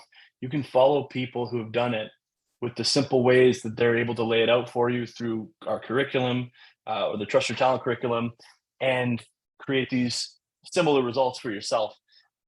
It's not easy. However, it is simple if you follow the right steps and surround yourself with the right people. And that's where this all comes together, because all of this stuff, you know, I started YouTube University when I learned that real estate was made 90% of millionaires. And I was trying to do it all myself. And as soon as I got surrounded with people that had done what I did, or sorry, had done what I want to do, or were on their way to learning to do the similar things that I wanted to do, that's when things really started to happen. You know, with mentoring, you get all of these different things: direction, training, support, motivation, goals, and then that also leads to success. So it's truly important when everything comes together to allow these things to happen. You don't have to do it alone, and that's why we're here doing what we do. Now is your time. now is the time. I think Dami had raised his hand at one point and then put it down. This means that, you know, asking questions for anyone who wasn't sure what that meant. Yeah, sorry, I have a question. Sorry, my camera is bad, so that's why I cannot see my face. When you made that profit, so like, how much tax did you pay, or did you just reinvest the money on another deal? Well, what would you do, Dami? I mean, I know you're doing a flip right now, right? When you make your profit, and when you're done it, what do you plan on doing with your profit? Man, like, I'm thinking of reinvesting the money that I make on it, so like on another deal. But yeah, I mean, as a professional investor, that seems like the play to make, right? Whatever is going to contribute to your goal. So if you make a chunk of money, you can decide what to do with it. You want to go buy a Ferrari, you know, that's your choice, right? You want to continue to create a passive income, maybe that active income you put into more passive investment. Perhaps that's enrolling into the paper assets trading course, where it's passive income that you can add, and then do another flip to get more active income, big chunk, and then deal with it. When it comes to taxes, because I know that was part of your question. yeah. This is why we work with licensed professionals. We work with licensed professionals. We work with our mentors to follow them and the steps that they've gone through to keep more money in our pockets. Let's be honest, right? I don't know who loves paying taxes. However, when I have an opportunity to pay less tax and choose where my money goes, I'm going to do that. And so that's where you work with an accountant, you know, with your bookkeeper as well, to ensure that you're putting your money in the right spots. And then as a professional investor, you decide where your money's going to go. Oh, So, okay. Yeah, but All good right. question. Thank you. Does anyone else have a question? There's got to be something out there. Usually, people ask me where do I buy my light fixtures, which is a funny one that comes up. It's like, well, where do you buy your light fixtures? Well, Hey, if the GC I doesn't got buy some them. questions, Andrew. All right, let me just finish my. Sorry, yeah, my, finish your light fixtures. my My bad. my punchline here. Yeah, with the light fixtures, it's funny because it also depends. You know, we've got stuff on Amazon, and if people are interested in stuff, I can send links for some of the Amazon stuff. However, some electricians will not install certain light fixtures from Amazon.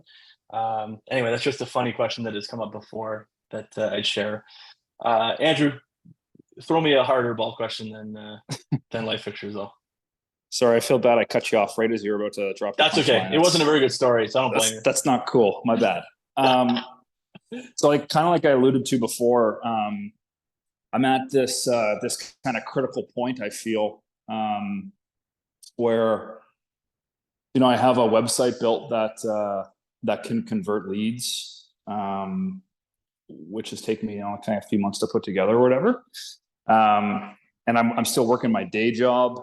I'm doing some kind of like hamster wheel stuff when I can during the workday. You know, that's kind of why I was talking about the door knocking and the bandits and stuff like that. But I'm looking to speed up the process and invest some money in pay-per-click, right, to drive some traffic to this website. I was just curious if you had any advice from your experience about speeding up that process to just get in front of more motivated sellers. That's kind of where I'm at, and I don't have a ton of extra jingle jangle around to invest in pay-per-click. It's pretty expensive, but it also, I've got faith that it'll work and get me in front of some of the right people, or I could just be patient and kind of keep knocking and stuff like that. But it's sporadic when you're traveling for work and stuff. And I just had my first kid as well. So that was my question for you. Oh, and the yes. reason why I was on the call, as much as I actually really enjoyed your presentation. Good job. It's a kick-ass story, but any light you can shed on that, man, I'd be super appreciative. Yeah, for sure. So one thing I'll say is that I'm a big proponent of a team sport. I mentioned that earlier. I am big on who, not how. And so there's a book called Who, Not How. Perhaps the title's self-explanatory, but essentially I don't necessarily need to learn how to do something. I want to find someone who knows how to do it, that likes doing it, that I can work together with. So even with my marketing company, I'm not an expert on pay-per-click. I'm not an expert on Google Ads. I'm not an expert in any of these things. However, when we work together with people that are, we can go further. So I don't have any tactical pieces for you on that front. But what I would say is that, and I'll put the link up in a few slides, book a call with me or even one of the other coaches. We can kind of unpack where you're currently at and see where we can add value to steer you in the right direction. Maybe there's something else aside from the specific kind of tactical pay-per-click that might be holding you back a little bit. I think it's a great way to generate leads. Maybe there's something else that we can offer in addition to that could expedite that process, or even, part of this networking thing that's so beautiful. We have people in our network who are advisors on that specific thing. And we might be able to link you up as well to help expedite the process a little bit for your business.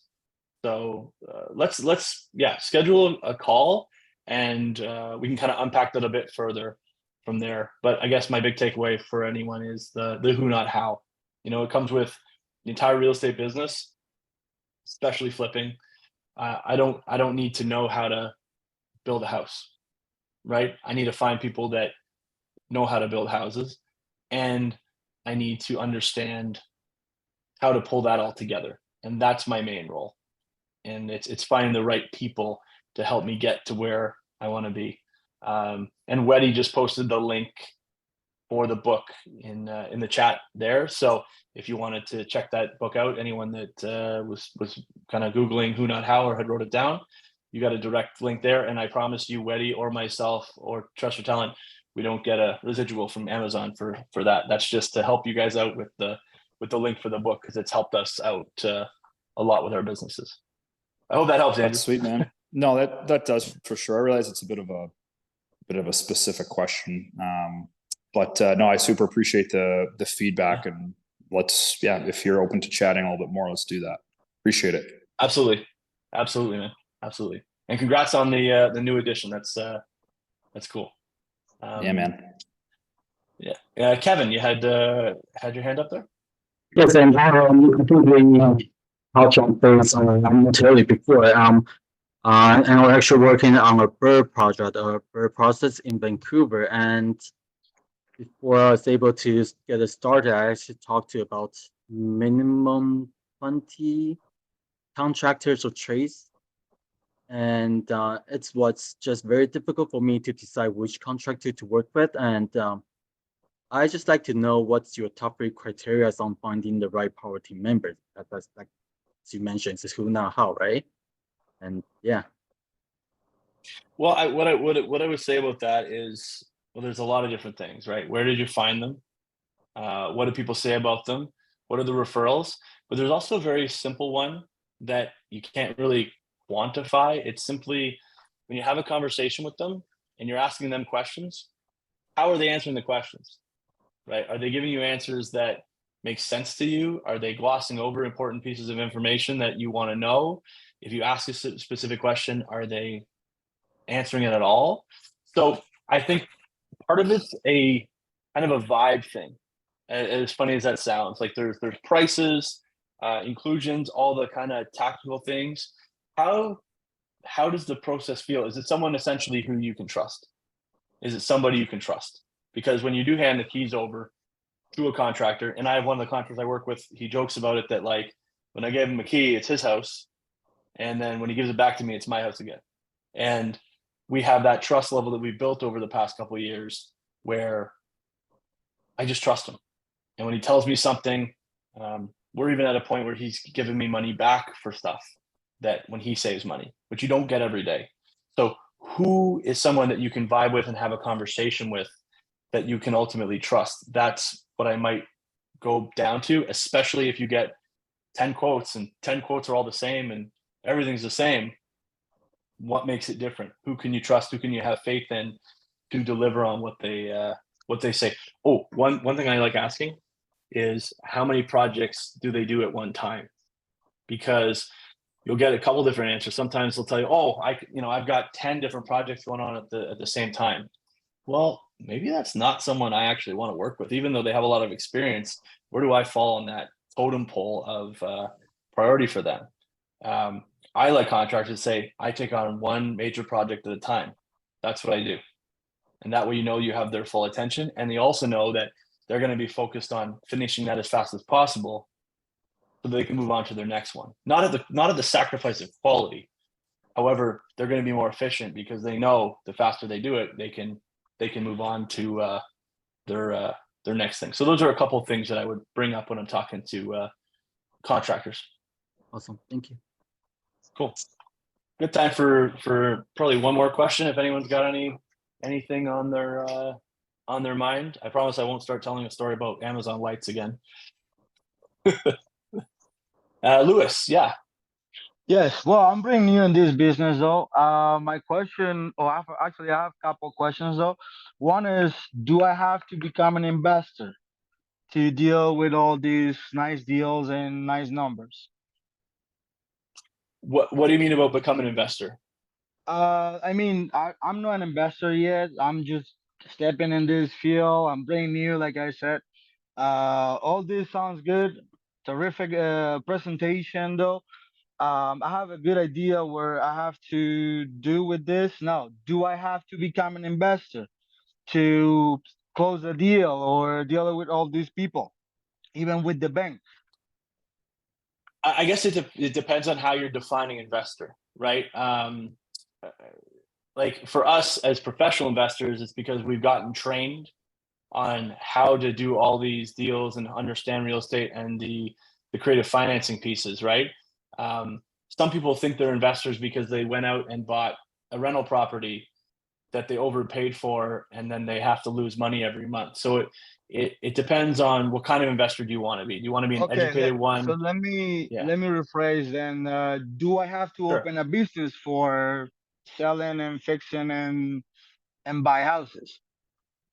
Well, there are different benefits to opening a corporation versus doing things in your personal name.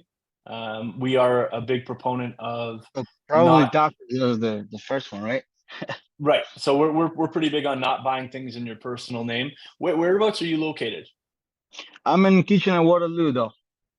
Okay, you're in Kitchener-Waterloo. So, I mean, the first step for you, I would say, is your next step, because you were already here tonight, which is great, taking action, would be to attend one of our workshops, because it dives into a lot of those details to help kind of get you set. Like it does really start. We talk about how you can get started. Because it's kind of beyond, do I have to become an investor? Well, it depends on what you describe, how you define an investor.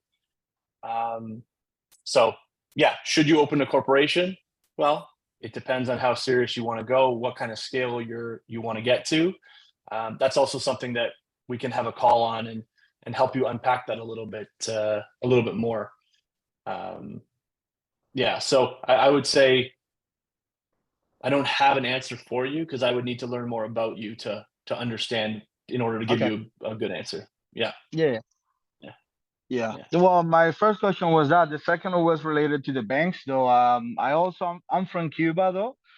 Came here 7 years ago, and well, I'm currently working, though, kind of like escaping from my boss to get this uh, conference and things. Now the bank, I'm pretty sure I have a better credit, but like I said, 7 years ago from Cuba. I don't think the first couple three or first three personal line of credit and personal business loan stuff like that. I don't think I will apply for that though. It will be hard for me to think how to get the money unless it's a private lender or something though. Okay. To get those properties and specific when we're talking about 1.5 million, 1.1 million. So that's really high numbers. Even the rehab is like big numbers, 110K.